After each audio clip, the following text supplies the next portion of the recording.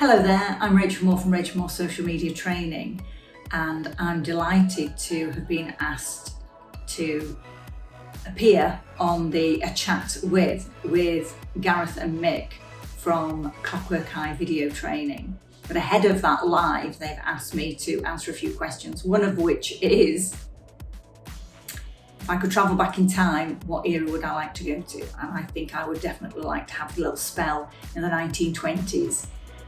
The sort of the Downton Abbey era. I just love all the dressing up that they have to do, the beautiful outfits that they've got, the fact that they have to change for dinner and that everybody looks so perfect all the time. I think I'd definitely like to experience that. However, only if I had plenty of money. I would not want to be a servant in that era. So that's me. I hope you can join us on the live. It's on Monday the 19th of February at 12 noon, so hopefully see you then.